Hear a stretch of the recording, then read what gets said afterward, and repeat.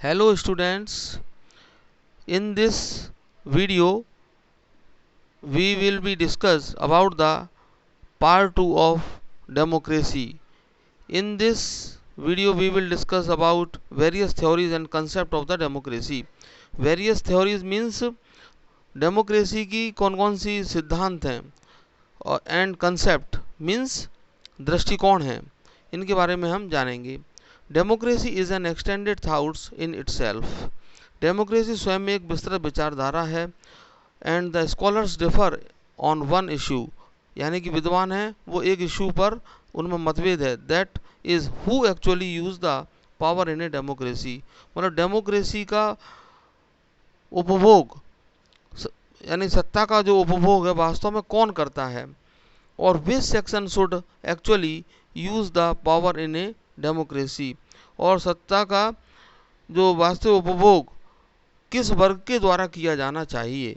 What type of relationship exist between the ruler and the ruled, and what should be the actual system of democracy, यानी कि किस type का relationship होना चाहिए between ruler यानी कि जो शासक है, रूल्ड मतलब जिस पे शासित वर्ग, जिस पे हम शासन करते हैं, तो उनमें क्या रिलेशन होना चाहिए, और what should be the actual system of democracy, और डेमोक्रेसी का लोकतंत्र में मूल व्यवस्था क्या होना चाहिए। इनमें स्कॉलर्स में मतभेद हैं। As a result of this type of discussion various theories and concept regarding democracy have been presented. तो इस प्रकार का जो डिस्कशन है उसके रिजल्ट में हमें डेमोक्रेसी के विभिन्न वेरियस थ्योरीज और कंसेप्ट प्रेजेंट किए गए हैं, और ये इस प्रकार से हैं। Number A, the traditional liberal theory and concept of democracy. Number B, the pluralist theory and concept of democracy. C, the elitist theory and concept of democracy. D, the Marxist theory and concept of democracy. E, the socialist theory and concept of democracy. अब हम इन्हें थोड़ा detail में इनकी study करेंगे। Number A, the traditional liberal theory and concept of democracy means democracy का traditional means परंपरागत, liberal means उदारवादी सिद्धांत, यानी कि डेमोक्रेसी में इस सिद्धांत के अंतर्गत the development of this theory of democracy has been done during the last 3 centuries, यानी कि इसमें लास्ट 3 सेंचुरीज यानी 300 ईयर के ड्यूरेशन में इस थ्योरी का डेवलपमेंट हुआ है डेमोक्रेसी की, through liberal political discussion in the western countries, यानी कि पश्चिमी देशों में लिबरल पॉलिटिकल डिस्कशन के बाद तो 300 साल लग गए इस डेमोक्रेसी को, इस टाइप से डेमोक्रेसी की इस थ्योरी को डेवलप होने में। This is usually addressed as the western theory of democracy, और इसको हम वेस्टर्न थ्योरी ऑफ डेमोक्रेसी भी कहते हैं, और the common theory of democracy, और कॉमन थ्योरी भी कहते हैं। Major philosophers of the traditional theory of democracy includes Hobbes, Locke, Rousseau, Bentham, J S. Mill, T H. Green, Montesquieu, Abraham Lincoln, Jefferson, Herbert Spencer ETC, ये इसके main philosopher रहे हैं।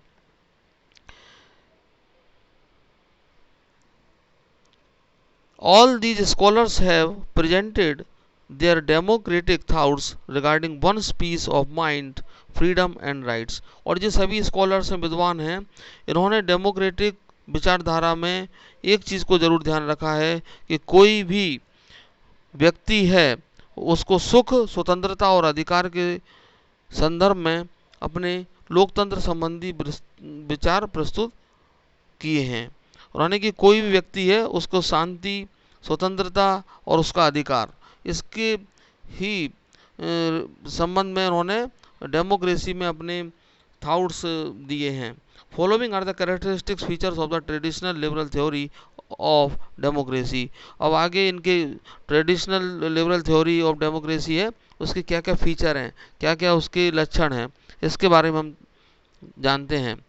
Number 1, human being is an intelligent creature, यानी human being एक intelligence creature है और अपना हित और अहित यानी कि वो अपना अच्छा बुरा खुद ही जानता है। Number 2, human beings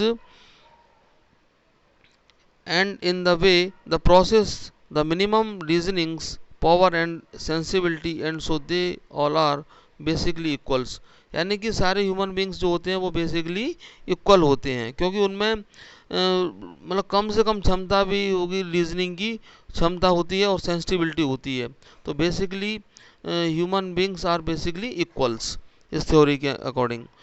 number 3, the government should be formed according to the liberal democratic constitutional form, that is the theory of moderate governance should be followed, यानी कि इसमें जो गवर्नमेंट का गठन जो है लिबरल तरीके से और डेमोक्रेटिक कॉन्स्टिट्यूशनल के अकॉर्डिंग होना चाहिए, जिसमें कि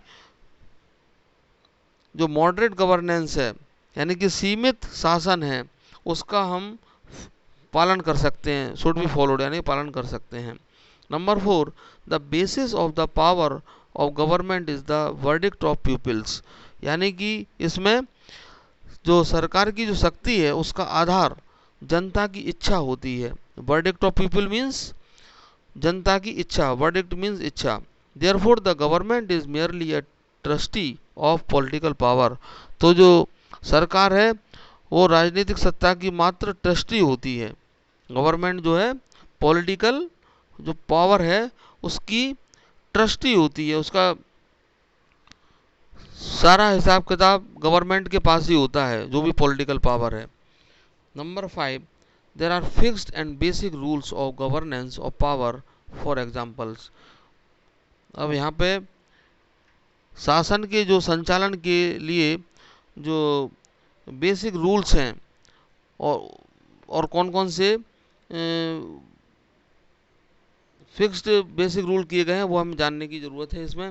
number 1, governance should be done by the peoples, यानी कि जो शासन है वो लोगों के द्वारा संचालित किया जाना चाहिए, यानी कि उनके प्रतिनिधियों के द्वारा संचालित किया जाना चाहिए।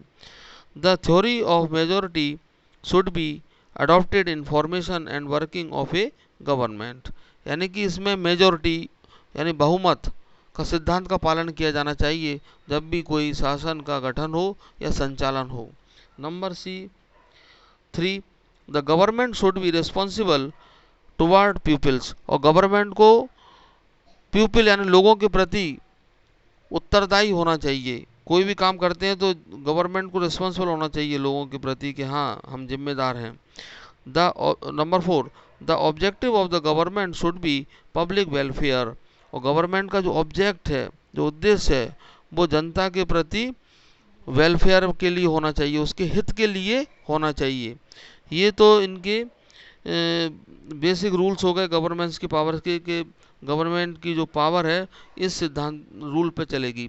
फिर number 6, every individual should get freedoms and rights and an independent judiciary should be established to ensure and protect these rights, मतलब कोई भी व्यक्ति है उसको अपनी फ्रीडम होना चाहिए, उसको अपने राइट्स प्राप्त होने चाहिए और उसकी सेफ्टी के लिए वह खुद ही फ्रीली और जुडिशरी तौर पे इंडिपेंडेंट जुडिशरी तौर पे निष्पक्ष तौर पे जुडिशरी को स्थापित किया जाना चाहिए to ensure the protect these rights, यानी कि इन अधिकारियों की रक्षा के लिए। Number 7, after a fix time interval independent and impartial voting should take place and there should be more than one political parties, यानी कि कोई भी निश्चित अवधि के बाद स्वतंत्र और निष्पक्ष चुनाव होने चाहिए और इसमें एक से अधिक पॉलिटिकल पार्टीज होना चाहिए जब भी चुनाव हो, ये ना हो कि एक ही पार्टी उसमें हिस्सा ले।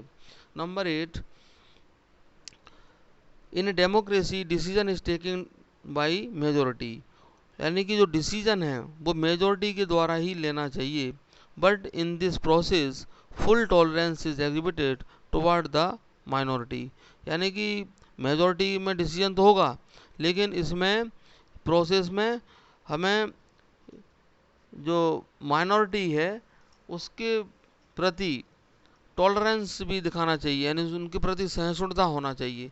The decision of majority is not imposed on minority by the use of power, rather it is consented by understanding. This is the element which is separate democracy from majoritarian dictatorships. तो अब next हम पढ़ते हैं the pluralist theory and concept of democracy.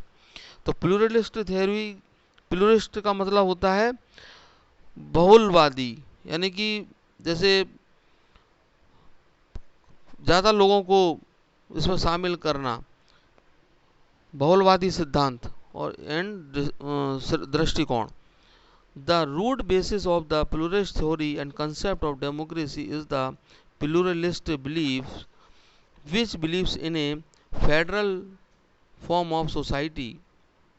तो इसमें लोकतंत्र के जो प्लूरलिस्ट थ्योरी है और जो कंसेप्ट है, इसका जो बेस है वो बहुलवादी विचारधारा है। बहुलवादी जो समाज के, सोसाइटी के एक प्रकार के संघात्मक स्वरूप में विश्वास करती है। संघात्मक स्वरूप यानी कि फेडरल फॉर्म ऑफ सोसाइटी, इसमें विश्वास करती है। The development of this theory was done by H.J. Laski, Ernest Barker, Miss Follett, G.D.H. Cole, Digby etc। और इसका जो डेवलपमेंट इस थ्योरी का वो इन्होंने H.J. लेस्की, अर्नस्ट बार्कर इत्यादि लोगों ने किया था। After the second world war Robert Dahl also contributed toward development of this theory. Second world war के बाद जो रॉबर्ट ढाल हैं उन्होंने भी इसमें कंट्रीब्यूशन दिया था इसके डेवलपमेंट के लिए, थ्योरी के डेवलपमेंट के लिए। He has preferred to address pluralist democracy as polyarchy, और उन्होंने बहुलवादी लोकतंत्र को एक बहुल तंत्रवाद यानी कि कहना पसंद किया है इन्होंने, पॉलीआर्ची यानी कि बहुल तंत्रवाद कहना पसंद किया। अब इनके अनुसार क्या है, अकॉर्डिंग टू रॉबर्ट्स पस्तुसस, इन्होंने क्या कहा, the pluralist theory of democracy is such A socio political system in which many private groups and beneficiary groups participate in governance. यानी कि प्लूरलिस्ट थ्योरी ऑफ डेमोक्रेसी इस टाइप की सोशियो पॉलिटिकल सिस्टम है जिसमें कि कई प्राइवेट ग्रुप हैं और जो कई बेनिफिशियरी ग्रुप हैं, जैसे निजी समूह हैं, प्राइवेट सेक्टर, और बेनिफिशियरी मतलब जो अपना लाभ चाहते हैं, ऐसा ग्रुप, दोनों ही भागीदारी निभाते हैं गवर्नेंस में, शासन में। अब number C, the elitist theory and concept of democracy. Elitist का मतलब होता है विशिष्ट वर्ग, यानी कोई स्पेशल लोग होते हैं। The elite section is the basis of the entire vision of this theory of democracy। मतलब इसमें डेमोक्रेसी के इस कंसेप्ट में क्या है कि जो एलाइट लोग हैं, है ना, जो कि स्पेशल लोग हैं, विशिष्ट वर्ग लोग हैं, उनको सेंटर में रख के इसका सिद्धांत को रखा गया है। और इसके कंसेप्ट को करने वाले मेन विचारक हैं इसमें Robert Michels, Mosca, Pareto, Burnham, C Wright, Mills etc। Robert Michels is a German philosopher and he has presented his thoughts in a book named The Political Parties। तो ये जो रॉबर्ट मिशेल हैं, German philosopher हैं, उन्होंने अपने thoughts को अपनी book political parties में व्यक्त किया है, प्रेजेंट किया है। और मॉस्का एन इटालियन स्कॉलर, मॉस्का जो इटालियन स्कॉलर हैं, उन्होंने अपने विचारों को in his composition named the ruling class में प्रेजेंट किया है। Number D, the Marxist theory and concept of democracy. अब लोकतंत्र का जो मार्क्सवादी सिद्धांत है, दृष्टिकोण है, उसके बारे में हम डिस्कशन करते हैं। The Marxist theory of democracy presents a unique form of democracy, which is a type of democracy according to its nature, but the Marxists have preferred to address it as peoples democracy.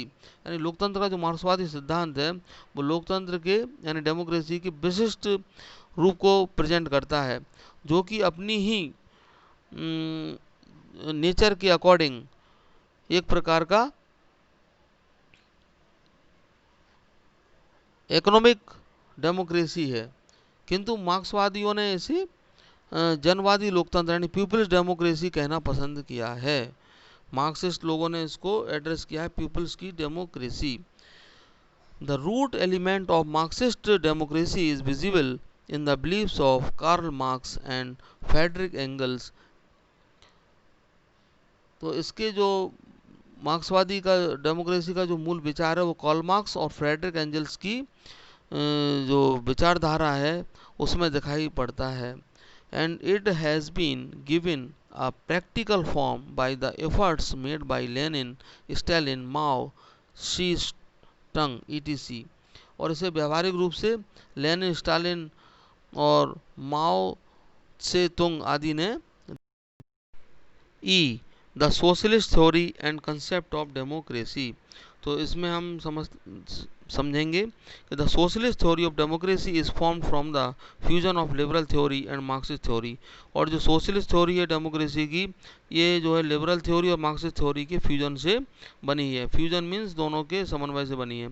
This type of democracy aims at achieving once political freedom imbibed in liberal democracy. मतलब ये जो democracy है उसका उद्देश्य है कि किसी भी पॉलिटिकल फ्रीडम जो कि लिबरल डेमोक्रेसी में निहित है, and the ideals of economic equality यानी कि आर्थिक समानता जो कि मार्क्सिस्ट डेमोक्रेसी में निहित है, वो at one and the same time, वो एक बार में इस सेम टाइम में होती है। The form of democracy on which the socialist theory of democracy emphasizes upon is commonly known as democratic socialism। तो डेमोक्रेसी का वह रूप जिसमें सोशलिस्ट थ्योरी को एम्फसाइज किया गया है वह जो है डेमोक्रेटिक सोशलिज्म कहलाता है। This theory believes in development and constitutional elements rather than revolting and violent elements. तो यह जो थ्योरी है वो विश्वास करती है डेवलपमेंटल और कॉन्स्टिट्यूशनल एलिमेंट्स में, बजाय इसके कि क्रांति और हिंसा के साधनों को यूज किया जाए। This theory believes that through the establishment of liberal democracy with A parliamentary system, मतलब यह थ्योरी जो है पार्लियामेंट के साथ लिबरल डेमोक्रेसी के इस्टेब्लिशमेंट के माध्यम से पॉलिटिकल फ्रीडम को प्रोटेक्शन देती है, यानी protection of once political freedom, यानी यह संभव है। यानी कि जो पार्लियामेंट्री सिस्टम है उसके साथ लिबरल डेमोक्रेसी का जो इस्टेब्लिशमेंट है उसके माध्यम से वह पॉलिटिकल फ्रीडम को सुरक्षा देने का हर संभव प्रयास इसमें किया जाता है। And it is also possible to achieve the ideal of economic equality, और इसमें आर्थिक समानता के आदर्श को भी प्राप्त किया जा सकता है। अब हम थर्ड वीडियो में काइंड ऑफ डेमोक्रेटिक गवर्नमेंट के बारे में जानेंगे। अब बाकी के जो दो वीडियो हैं उनको आप ध्यान से सुनेंगे और बार बार उनको क्वेश्चन आंसर को भी आप तैयार करेंगे। Thank you very much.